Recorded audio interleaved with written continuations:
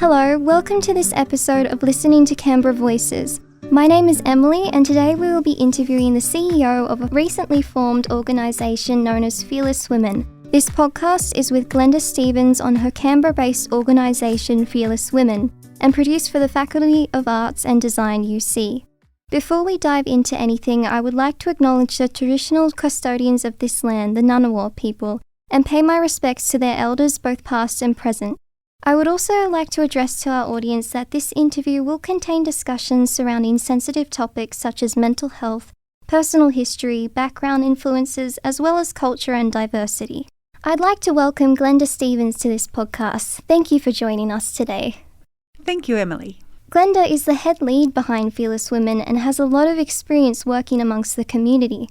So, how did you become the CEO of Fearless Women, and what is this organisation about? Emily, that's a very long story, so I'll try and keep it short. I've been the CEO of several not-for-profits here in Canberra, national ones and ACT-focused ones. And in lots of ways, each of those has added to me ending up with Fearless Women.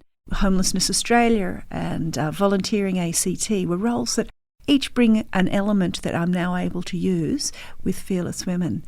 But prior to that, I had a very unusual history. I left school and joined the military as an air traffic controller. But once again, learnt lots of skills and lots of valuable life lessons that I'm now able to relate to, which helps me with my role out at Fearless. Wow, yeah, that sounds really good.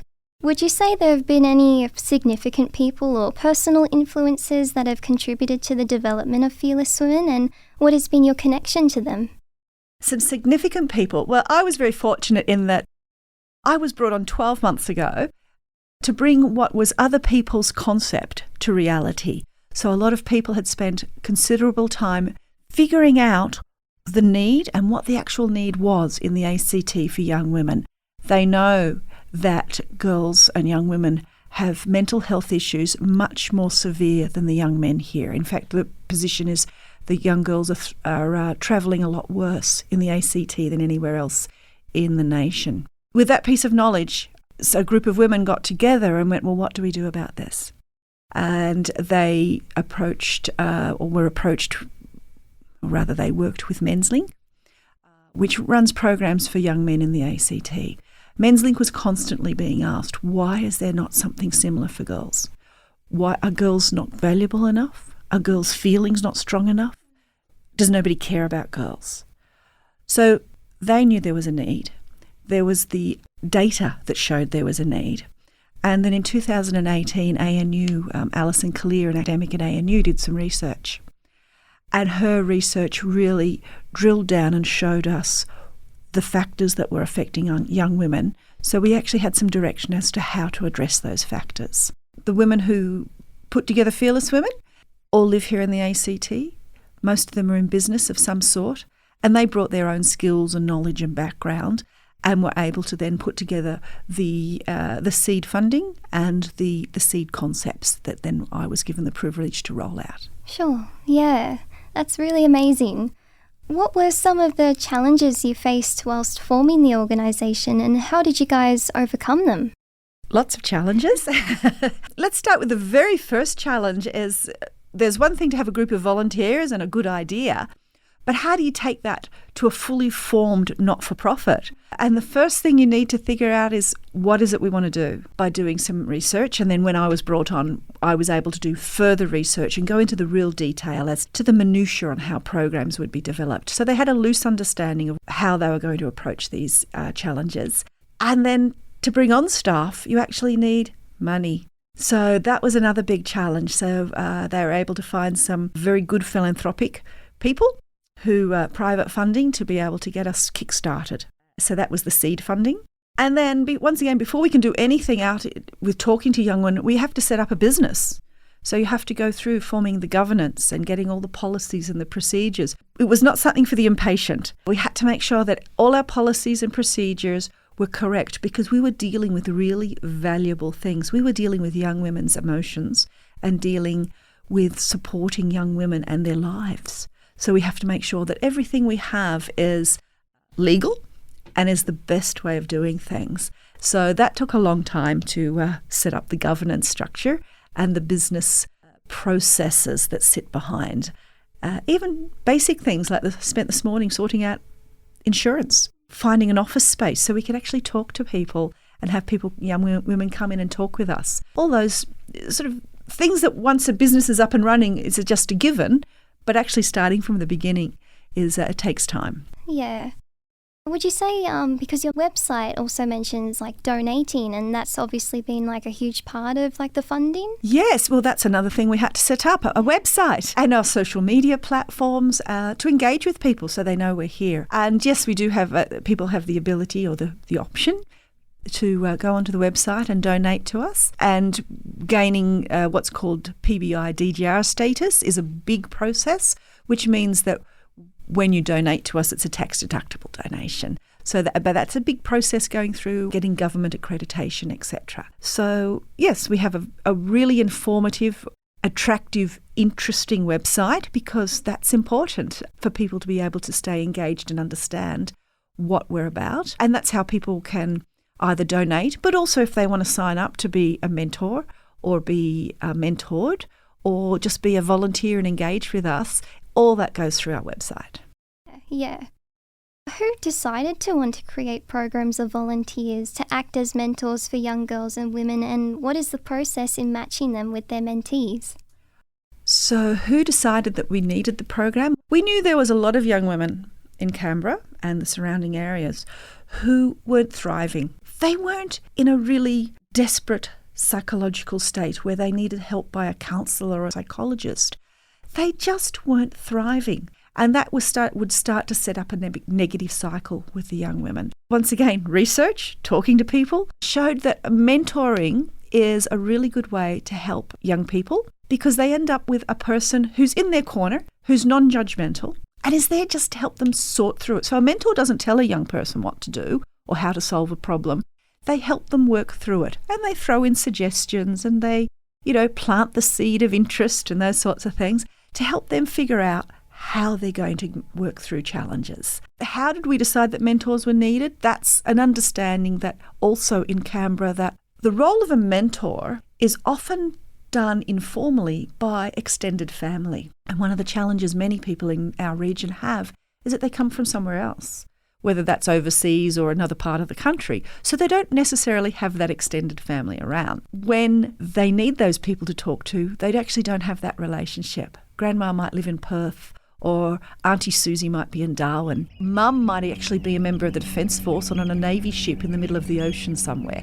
So they don't have that person who they can talk to. And I know myself when I was raising my children, sometimes their behaviour was a little less than desirable, and I'd pack them off to my sisters for a weekend to give us all time out. And of course, if your family's a long way away, that can't happen. That's where the mentor comes in, to be able to fill those shoes of that significant, responsible person who's just going to help you work through it. How do we match the mentors and the young people? We actually have quite a rigorous process because we know how valuable and how wonderful our young people are. Matching them with the right person is important. So the first step for if someone thinks, wouldn't mind being a mentor, I've got a couple of hours spare a fortnight, and I think I face challenges myself, and every adult has faced challenges. We don't have to have stared death in the eye. We don't have to have climbed Mount Kilimanjaro to have faced challenges. Just getting to be an adult means you've faced challenges, and whether they're emotional, whether they're financial, whether they're relationship challenges, career challenges, we've all been there, and at all different levels. So we ask women here who live here, would you like to volunteer to be a mentor? And that's just sort of a blanket question. And then we have information on the website and they say, yeah, okay, I've faced some challenges. I'm a fairly together woman. They fill in an application form which has some deep and dark questions like, what's your dream occupation? That's more interesting to us to actually, what is your occupation? Because often we end up in an occupation because that's where we've ended up, where life's pushed it. But our dream occupation often is quite different. And so we find out about our mentors, where they are in their own life. And we establish, yes, they do have time to give 2 hours a fortnight to a young person and that they're a suitable person. We also do, the police checks, working with vulnerable people check. We then put them through quite a rigorous training session to understand themselves and to understand fully what their role is. Because mentoring is not coaching. Mentoring is a psychosocial activity and it's open-ended. So it doesn't actually have a goal. It's about travelling alongside that young person. And often the young person's goal or what they want to talk about is not what the mentor chooses to talk about, but that's what it is. It's driven by the young person, the mentee's needs. We make sure that the mentor is ready to take on the role. And so that's happening on our left hand, and on our right hand, young people can apply once again through our website, or sometimes they're referred through the website by one of the services here in Canberra, maybe through Marymead, Catholic Care, Police Citizens Youth Club, just different organisations who come across young women who say, look, maybe this would help you help you understand who you are a little bit more. So they apply through the website. We interview the young people as well, and if they're under 18, their parent or carer as well, to find exactly where they are and what their interests are. And then we bring the two together at a matching morning where we put all the group young women who are going to be on the next group, because we do it by groups, about one every term roughly for school terms, and all the mentors who are available to mentor at that stage, plus normally about 10 to 12 young women. And we bring them all together in a room, and they do fun, inane little activities like jigsaws or making things out of Play-Doh. And that's just an opportunity for the young girls to meet the mentors and to suss out if they have a connection with any of them. So by this stage, we know them very well. The mentees have met them all. The mentees then are able to sort of tell us who they feel they had a stronger connection with. Sometimes they'll come back and say, oh, she just loves Harry Potter just like me, or did you know that she does painting? And I love painting. Going to the movies or environmental activities. So then we sort of do, and then after that we do sort of this big Tetris with all the mentors and all the mentees, and then we introduce them. It seems to work, which is really a lot of time and effort. And sometimes it's just the little non-tangible things where we can understand someone and go, oh, I think she would work well with that person over there. And then Fearless Women support them once a fortnight, spending their 2 hours together, and they get to choose what they do, whether it's a walk in the Arboretum or going to the movies, just having coffee or tea, is it called? Bubble tea, that seems to be popular. And then the other fortnight in the month, Fearless Women organises group activities where the group come together and we do something fun. So we've done hip-hop. That was great. Even I hip-hopped. And then the next month we've made breast care cushions for Canberra Hospital. Coming up, there's something out at Pegasus horse riding. So all different activities so the girls can actually engage with each other in a safe environment, but also understand the world they're in a little bit more, but as a group. Yeah, it's a very inspirational program, at least in my personal view of it, and I think it definitely, will have a benefit for many girls and women. And more of a general question on that note, but why do the mentor programs run for 2 years and say not over a course of a couple of months or 5 years even? Good question. 5 years is a long time. I don't think we'd be able to ask people to give up a fortnight for 5 years. But 2 years is known to be a really good period of time. As relationships, you meet each other, and there's a cycle with relationships. You meet, there's that sort of standoff, getting to know you period. Then there's the golden period where the mentor can do no wrong and the mentee's a wonderful young person. And then it balances out to become a regular type relationship. So that takes a period of time. And because the young women who are engaged with the program often have been let down by adults, so they have more challenges with trust. Often they're dealing with extra challenges, whether it's with their own emotions or their own well-being. Time is a longer period of time for them to get to know a person. We've also gone back to research. We've gone back to best practice and found that if the relationship is less than 6 months, a lot of young women will go, well, there's just another adult who's let me down, isn't it? They've just walked out of my life. I've got nothing out of that. And it's actually detrimental. So 6 months is, what you would think would be a minimum, but we do know that 2 years is where the most benefit for that long-term relationship, that long-term understanding and trust and conversation works. It's a really positive outlook you guys have. And where do you see Fearless Women in, say, the next 5 or so years' time? Oh, goodness, Emily, that is such a good question, considering we're so fresh and so new. But what we do know is that at least once a week, we get a phone call or a message from someone somewhere else in Australia saying, oh, can you come to Bateman's Bay? And I go, yes, immediately. I'll bring my swimmers. But, can we come to Perth? Can we come to Bendigo? Is there anything similar in Darwin? So we know that need is not just here in Canberra, that the programs we're developing and piloting here are needed all across the country. And the other thing I haven't talked about is the fact that everything we do is gendered. Men's link genders for boys, we gender for girls. And that is a really strong point of difference because there are lots of non-gendered programs out there.